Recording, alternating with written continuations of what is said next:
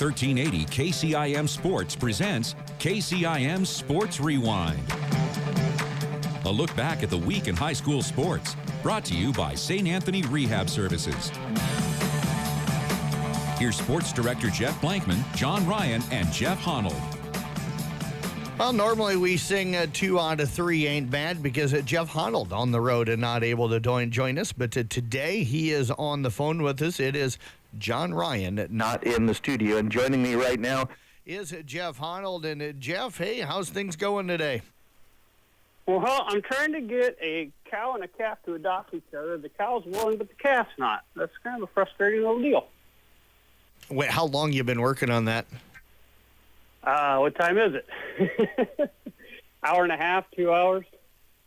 So you've had a busy day. Certainly appreciate you joining us. As we normally do here, let's start off with the Carroll Merchants. I know you get a chance to swing out there at least for all of the games or most of the games, I think, anyway, being one of the guys on the Merchants committee. I know a tough weekend for them, dropping a game Saturday or Friday against Des Moines and then losing Sunday as well. If I remember right, like in a 13-inning game or something on Saturday and then, about a 9 or 10-inning game again on Sunday. So still playing really good baseball, but I'm sure they're wanting to get back out onto the field, kind of chomping at the bit a little bit. Yeah, Joe Scarborough had a game on Sunday, another really good outing by him. They scored one right away in the first inning. Carroll actually thought they scored. There was a foul ball tossed back to the pitcher, and the pitcher never stepped on the runner, tried to throw over the first base, threw it away, and runner scored from second, but ball was dead, so not able to advance on that. So kind of a tough way. Everybody thought we had tied it up there early in the game, and just never able to get anything on the board after that. Did everybody kind of understand the ruling on that right away, or was that one of those situations where the crowd booed for a while and there was a long discussion? Yeah, no, I could read the umpires. He was saying he had called time, but no, there wasn't. I think the players and the coaches understood it, but the fans, there was a lot of uproar on that, of course, because nobody knew what was going on. But no, it was a tough situation. But again, it was early in the game. The way Carroll's been hitting, you thought, well, okay, we'll get some runs here, and just never really able to get anything going. You mentioned their hitting. I was just going to go with her. It seemed like over the weekend, maybe not hitting the way they were early in the season, and I'm not saying that they're cooling off. Are we starting to see pitching come around as we normally do in this Mink League and the Summer League? Yeah, I think that, and then we've got some awful strange winds. We've gotten these north winds, and Sunday, we had a good breeze coming in from the north. It looked like Carroll had a home run, and it just went foul, but it took a big, big, big hit to get it out against that wind. So just a combination, I think, right now. I think everything's fine. A 2-game losing streak's no way to go, but I don't think anybody's too worried right now. It's a good team. It's playing well defensively, offensively, and pitching. So I think they're fine. They've got some more players that came in, some pitchers and what have you. So I think they'll be in good shape. Let's talk a little bit about Ben Berg and his job managing. First really managerial job for him. Has had a great career up at Concordia and is going to be a GA coming up there this next baseball season at Concordia. But that whole Berg family, we always kind of joke, they know baseball, and I think it's proving it. I think Ben seems to be kind of making the moves when he needs to make them and is really controlling this team really well.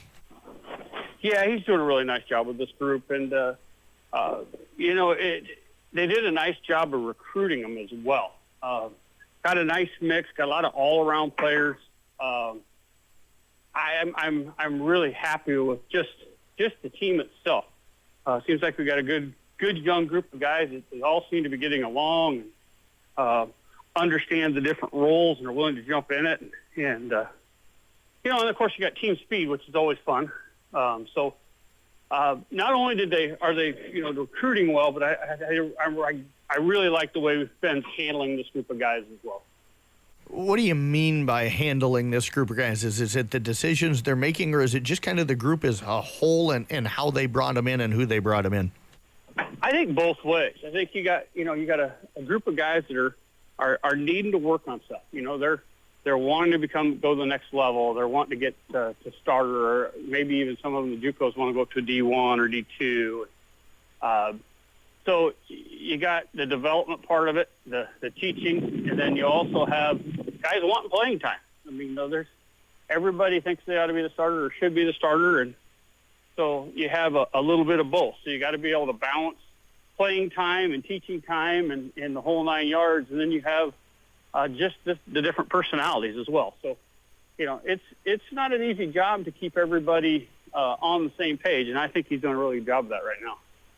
As you know, I type up the recap stories, at night after the Merchants game, so I don't get a chance. A lot of the times that they've been playing, I've either been out calling a high school game or had some kind of a family issue that I've been having to deal with. But, it seems like a lot of the names, some of the same names all the time. And you can throw out some other names, but I'm going to throw three at you that seem to be really consistent.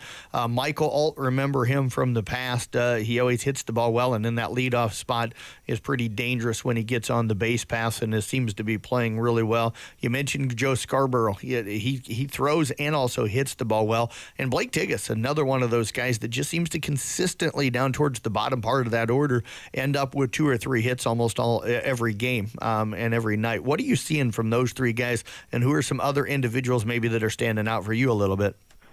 Well, I'm going to start with Scarborough on his pitching. He flat admitted, he goes, I don't have a whole lot. It's pretty much fastball, but he peppers the zone. And that's the other thing with all these pitchers. I've noticed most of these Carroll pitchers are staying within the zone, not trying to pick the corners and staying outside of it and cause a lot of walks. They're forcing the action. As far as the hitters, they're really patient.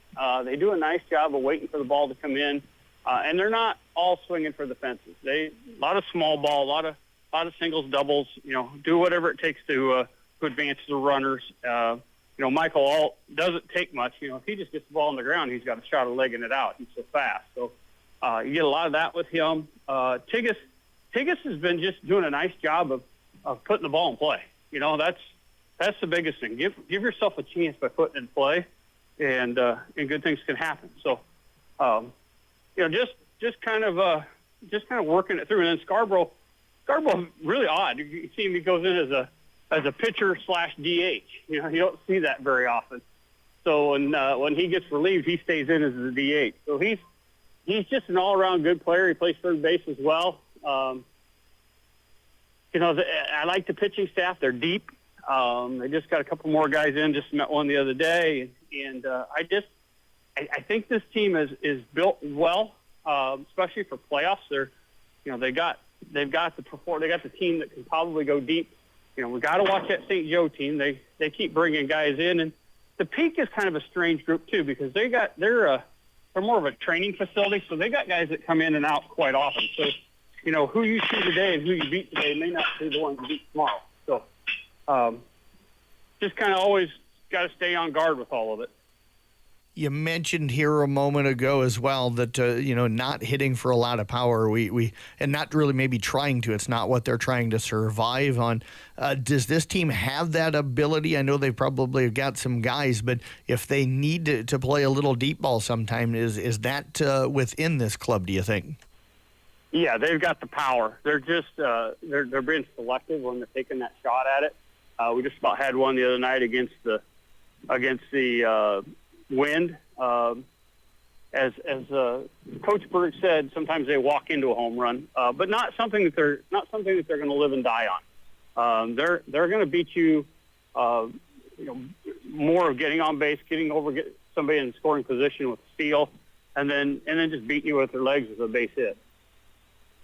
Last thing on the Merchants for you here, 2 local guys getting an opportunity to play for them this summer, seeing some time, and both of them have contributed well when they've been out on the field. Of course, Quentin Culbertson, the former Coon Rapids Bayard Crusader, and then Kyle Berg, of course, Ben's younger brother and former Kemper Knight. And I know somebody mentioned to me the other day that, getting Kyle on this team really paid dividends the other night. He just really, for one, he's got a great arm in the outfield, as they all did, but just really understood the game and come up with a big play for them here late the other night.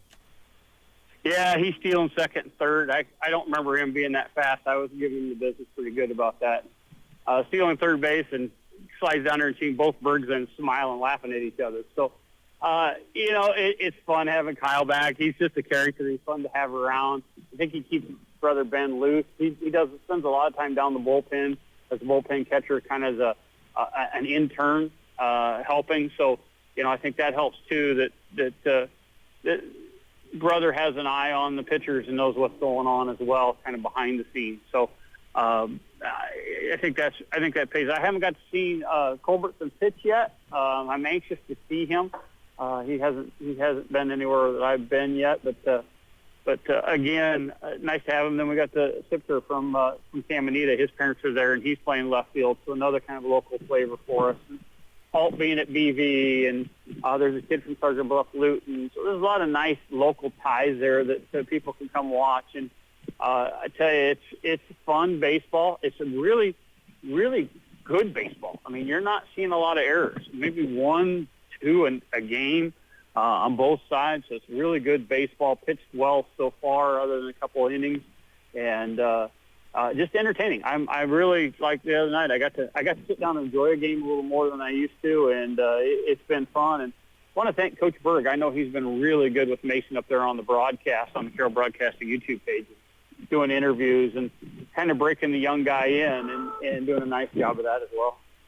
Speaking of the CB Sports Network YouTube channel, of course, you can watch and listen to all of the Merchants home games. We're also putting our Sports Rewind on there this morning. Had some issues with our Facebook connection and was not able to get that reconnected. So I threw the show out today for the first time on our CB Sports Network YouTube channel rather than being out on the KCIM Facebook page. So if anybody had tuned in to Facebook to be able to watch it today, it's on our YouTube channel here today as well.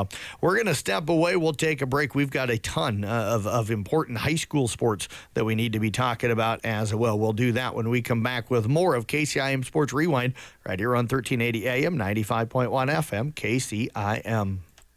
As the athletes at your house prepare for hard work and fun of the season, remember that St. Anthony Rehab Services provides physical therapy for any sports injury that may sideline your member of the team. Sports injuries can plague kids of all ages and keep them from playing the sport they love. Athletes will be under the direct supervision of a certified and licensed healthcare professional in the newly renovated sports performance facility. If an injury is keeping your athlete out of the game, call St. Anthony Rehabilitation Services at 794-5000 for sports injury and treatment rehab.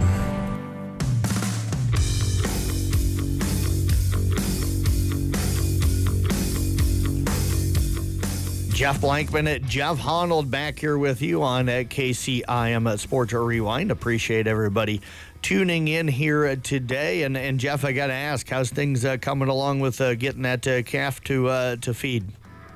I gave up. He won. So after an hour and a half, you finally decided to move on to something different? Oh, I got 2 more that got a bottle feed. So, yeah, I decided he's not hungry enough. If I let him go a little longer, maybe he'd be hungry this afternoon. We'll try her again.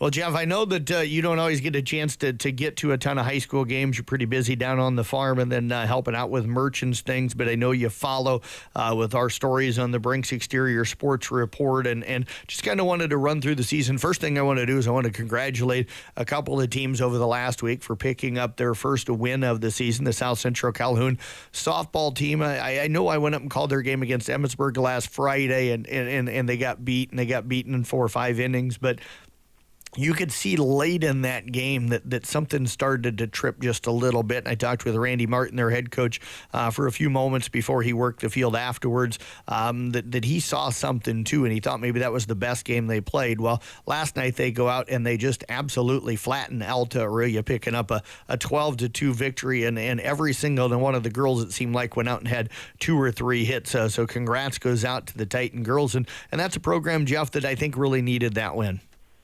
Yeah, sometimes it's funny how one little good outing can get things going for you, and congratulations to them, and hopefully that's a sign that they can get things rolling.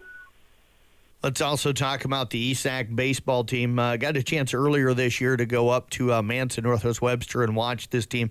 They struggled a little bit on the hill that night, just consistently throwing strikes, which seems to be a little bit of an issue for a lot of teams these days, not just in baseball, but also in softball. We seem to see a lot of walks and hit by pitches, probably more than we have in past years. But they showed a lot of heart. This is a team that, even with some of the losses, they haven't quit this year.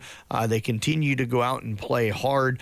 They got their first win just last Friday night, rallied with 3 in the top of the 7th to get an 11-10 victory against a pretty good GTRA club. Jeff, when it comes to a baseball team, you played it, you've been around the game, you watch a ton of Major League Baseball when you get a chance. Sometimes, just that win, especially having to come back and get the win. South Central dominated Alta last night, but for ESAC, they had to come back. And I think that's a different confidence, way to build confidence for a group. Yeah, you're right. And, you talked earlier, too, about walks and hits by pitch. I mean, nothing puts a defense to sleep faster than a bunch of walks. And, it sucks all the momentum out of the stadium. You can't really get anything going. So, got to throw strikes. Let your defense handle it. And, I applaud those teams that do a good job of that. And I think maybe that's what you're seeing too with the two teams that got their wins. I guess is they pitched better, they kept the ball in play, and that tends to help quite a bit. You mentioned, walks putting, the defense to sleep a little bit. I think sometimes the fans start to fall asleep and nod off a little bit with a lot of walks. Yeah, absolutely. It sucks the energy right out of the place. There's nothing you can do. There's nothing you can cheer. It takes, it adds time to the game because you got a lot of time in between pitches, and it just kind of sucks the life out. Those teams that figure it out and throw strikes and let your defense do the work, it really does help. Let's talk about a couple other teams here that picked up a second win here recently. We'll stay on the softball side of things with Coon Rapids Bear. This is a talented ball club. They're really young. A lot of their, real good talent kind of down in that freshman and sophomore range. Of course, they've got some upperclassmen that are really good as well. But, it's been kind of a tough, heartbreaking season for them. I know at least twice this year, had leads going into the 7th inning, gave up those leads and then lost in 9 or 10 innings. So even though they've only got 2 wins so far on the year and one of those coming last week, I think this team better than that. And then IKM Manning, we can say they're young in a way because they're starting a ton of freshmen and a few sophomores. Now a lot of those freshmen started as 8th graders last year, but Jeff, you still understand they got their second win last week as well, knocking off Arweva, another one of our local teams. But even a bunch of freshmen, even if you're playing against juniors or sophomores, that extra year of development sometimes can be huge. So hopefully the future will look much brighter for IKM Manning softball. Oh yeah, both those teams. It's like playing JV against varsity, right? I mean, I know you're a freshman. You played last year, but it's still young. You're still developing. You're still getting stronger. So it takes a little bit, but if you're taught right, and we know Joy's going to teach them right down there. If they're taught right, they can handle it, and they'll be better as juniors and seniors, being able to compete. And I mentioned both of those clubs. I got to mention a couple of Coon kids playing really well right now. Brady Clayberg struggled with the bat early in the year, but we knew that wasn't going to continue, and she's hitting the ball well. Anna Hart's pitching extremely well for them right now. And then you also have Malia Clayberg, who I think is just having a fantastic season behind the plate. And it was kind of an interesting comment from head coach Darla Davis the other night when I did their loss to Audubon here a couple of weeks ago, that Malia will get a single, and within a couple of pitches, she's over to third. They just got to figure out, other ways to maybe get her home and figure out different ways to be able to get her to score, because she seems to be stranded over at third base probably more than what they would like her to be this season. Well, we know the speed came from Mom because Dad couldn't steal a base if he handed it to him. But speed is a wonderful thing in sports. I mean, you can't make up for that. You can do a lot of stuff and get over and get yourself in scoring position. And it sounds like she's figured that out. And I was listening the other night, and they had a chance to win it there at the end, just trying to figure out how to get kids in from scoring position in. And I think you see that at every level. I was watching the Cardinal game last night, and they were like 0 for 13 with runners in scoring position. Well, tough to win ball games when you don't get people around. So, it's not just a high school thing. It's everywhere, and that's those key hits. Those are the ones, the big hits, and that the coaches always talk about. Need that big hit. It's a hit when somebody's in scoring position. Get those runs in. Get as many as you can. One of the things, Jeff, that jumps off the board, you talk about, the striking out. I've seen several teams this year where right now the team batting average might be down in the low 200s, but the thing that jumps off the board at me is kind of like the Arweva baseball game I did last night.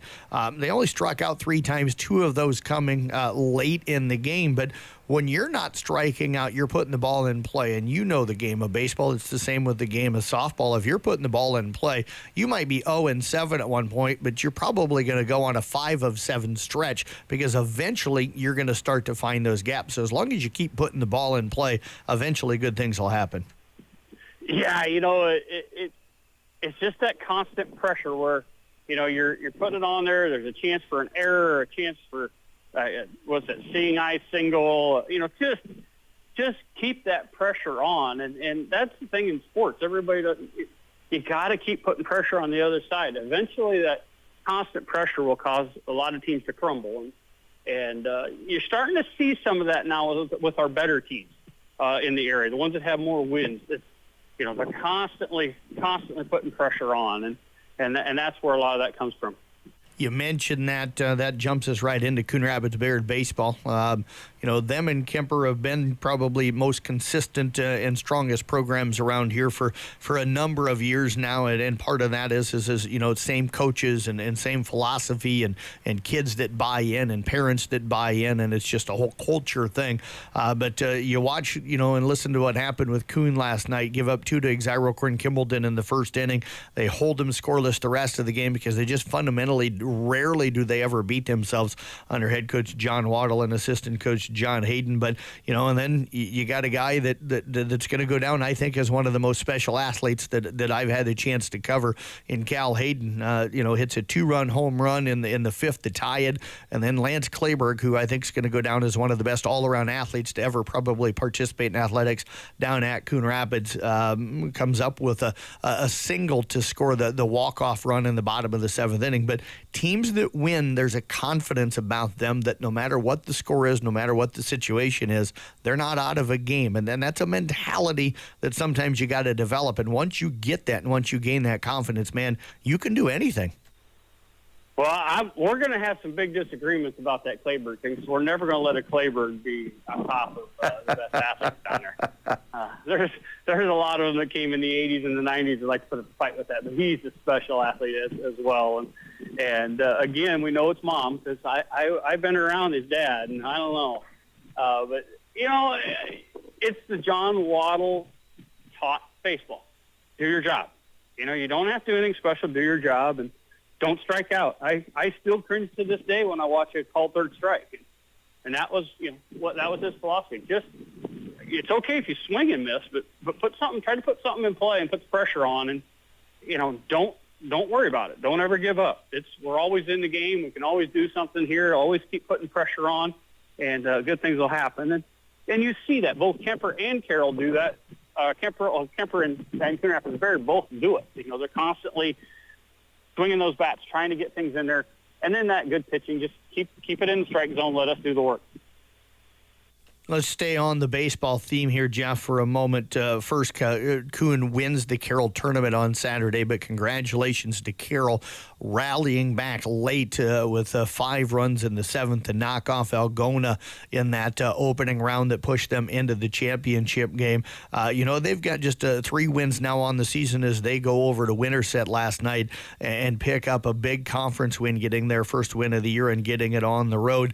This is a really young group, and I think sometimes people forget that. We talked about, you've got some kids that probably normally would be playing a JV schedule that are having to play varsity with them right now. And you know, they kind of had to revamp the pitching staff a little bit this year, but rarely have they had a game this year where they haven't been in the game, and especially late. So I think this Tiger team, even though the record probably not where everybody wants it to be, better, this team better than what that record says. And I think that if people, you know, don't jump off the bandwagon and quit going to games and kind of give up on them, I think by the end of the year, this Tiger team is going to surprise a lot of people. Yeah, you know, it's hard. You know, when teams aren't winning, it's tough to keep the fan base motivated, especially the casual fan. And I call myself, you know, with no kids in school, you know, do I watch it? I pay attention, but I've been guilty of not going down to many games. But so, you know, I agree with you though. When they're staying in at young, I think there's a lot of hope for the future. And they're not playing bad baseball. I mean, that's the thing. If they're playing good baseball and getting beat, no, that's all right. I mean, you're young. That's what you're supposed to do. But you know, it's just tough. There's so many things pulling at us now. You know, there's so many things even in Carroll that take our attention away. And I think both the Little League and the high school teams have suffered for that. You know, and COVID kind of got us out of the mode of going to ball games. But you know what? These kids are playing hard. It is an entertaining game. I think, you know, if everybody could take a chance, go watch the high school. It's pretty good baseball. Absolutely agree with you there, and hopefully we can get the little kids programs turned around here in town. It seems like those have slipped dramatically here over the years, and hopefully they can figure that out. I think part of it is and not condemning the travel stuff, but I think part of it is you're getting so many kids out on the travel teams that, you know, kind of the local thing seems to kind of get left behind there a little bit. But we don't want to get off on a speech here. So let's move over to a couple other baseball teams that hadn't mentioned yet. South Central Calhoun picked up their second win, getting a 10-inning victory against Emmetsburg last Friday night. So a nice win for them. And probably one of the baseball teams that we haven't mentioned that's playing really, really good baseball right now. ICAM Manning 3-1 over the last week or so. Their only loss was a loss to Underwood, losing that one in the bottom of the seventh inning late last week on the road. So the Wolves 3 errors in their last 5 games. Jeremy Nielsen, the head coach down there, has really got them playing some really fundamentally good baseball, and the bats have started to come around. Yeah, you know, let's just hope that the state's able to break our 1A teams up a little bit. I know they like to keep them together for travel for tournament time, but it'd be a shame if ICAM Manning and Coon Rapids would have to play because they're both playing pretty good baseball, and with the state tournament being local and close, you know, it'd be nice to have more than one local team. But ICAM Manning doing a really nice job again, just playing the fundamentals, doing what you need to do to keep yourself in the ball game. Jeff, can't go without talking about, the Carroll softball team. Kind of left them for last year a little bit. They go over to the OABCIG tournament on the weekend, picked up 3 really nice wins over there. Got a win on Friday, then went back over Saturday, beat a traditional state tournament team in Collins Maxwell 1-0. Ava Gross, a solo home run. The difference in that game, she finished with 3 home runs on the day. They then knock off, one of the premier programs in all of the state in Newell Fonda, beating them in the championship game 11-5. And, you got Cameron Shable back now in the circle to go with Avery. Burt Cam had missed a little bit of time, and Avery stepped in. And I think with Cam's, injury issues that you're going to see Avery still continue to throw. But, this is a team that I know they lost 12-0 last night over at Winterset, who's one of the elite programs in class, 4A and one of the elite programs in all of the state. But you get them outside of that Raccoon River Conference, and they're capable of beating anybody. And I know Casey Miners, our assistant sports director here, said it on Saturday when we were sitting there watching the Coon and Carroll baseball game that, he hopes they don't have to see a Raccoon River Conference team in the postseason, because if they don't, they'll have a legitimate chance, I think, of making the state tournament. Yeah, I don't know how they won't. Because they've got to break up that Raccoon River. They traditionally break it up, and they usually get, anywhere from 2 to 4 to sometimes 5 teams at the state tournament. depending on what classes they're in. So I agree with you. I think this is a really, really good softball team, especially for our area. I mean, you see them in our area, they do well. But you get down towards that Des Moines where the Raccoon is, and those people play year-round. I mean, they got the indoor facilities they're playing in. They're doing all kinds of stuff. And their other sports sometimes suffer for it, but in softball and basketball, they dominate, and it's sad, but yet it is the reality. And I know Coach Gallegos doesn't like to hear it about the Raccoon River, but I mean, it's pretty simple. You just look at the rankings and look at what things are going on, and that's a tough conference. They're year in, year out, multiple state teams there, and so Carroll just has to learn how to compete there, and I think they will. I mean, you just play against those winter sets and what have you. They're just really, really good. Carroll, got beat, but yet they're learning, and I think you're right. If they can catch a good draw, which with their record, I doubt they will, and so they're just going to have to figure out a way to beat one of those teams to go to state. You brought up Coach Gallegos. That's funny because that's exactly where I was going to go next.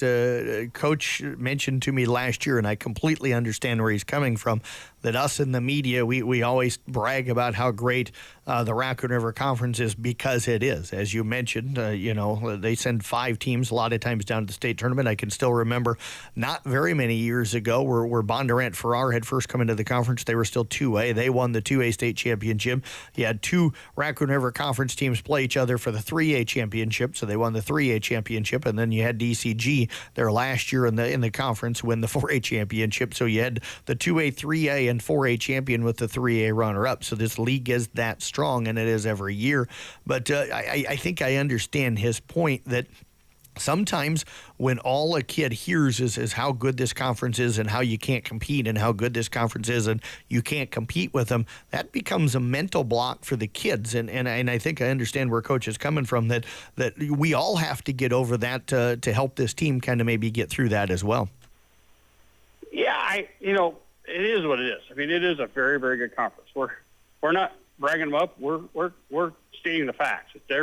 They just are good. And this team has to figure out a way to compete and win in this conference. And I think they have some talent. I think they have a lot of talent. But, right now they just aren't able to get over that hump.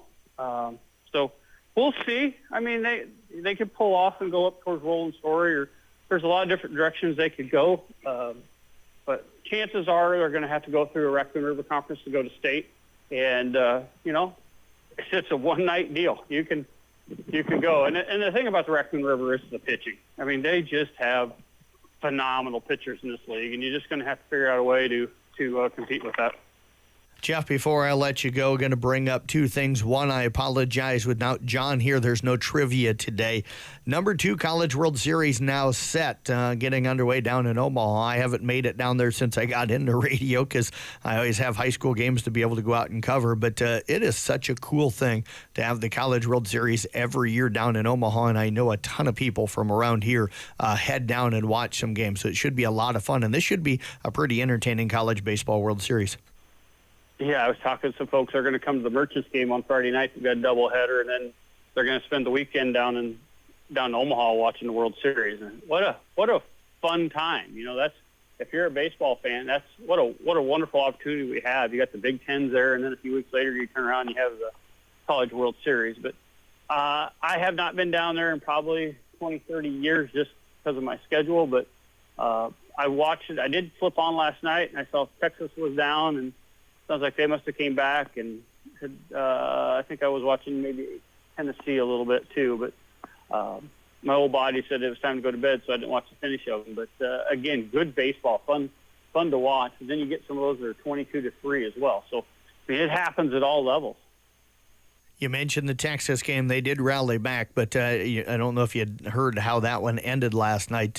Stanford had a runner on and a fly ball out into right center field. Very easily playable ball high up into the air, but you know how it is. It was in the lights, and the Texas outfielders couldn't find it. The second baseman was trying to get out just deep enough to the outfield to be able to make the play, but nobody got to it, and the game-winning run scores on what should have been the third out of the inning, sending that game game to extra innings. But Stanford advances into the College World Series on kind of one of those, fluke plays that you seem to see happen in baseball, sometimes on a fairly regular basis.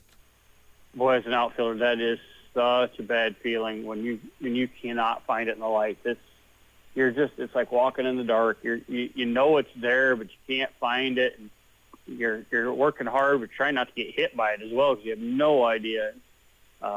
It's a tough situation. I've had it 2 or 3 times where that was going. And luckily, it came out just in time for me to find it. But boy, there for a few seconds, you're walking in no man's land. It's a bad feeling.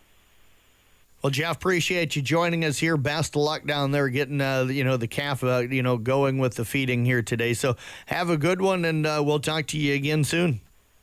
All right. Well, we got Merchants Friday night and then a doubleheader and then again on Sunday. So I hope everybody comes out and enjoys and get yourself out to a high school game if you have time. Jeff Honnold joining us here today again. KCIM Sports Rewind. Have a great rest of your day, everybody, and appreciate you joining us. Western Iowa's news and classic hit station is 1380 AM.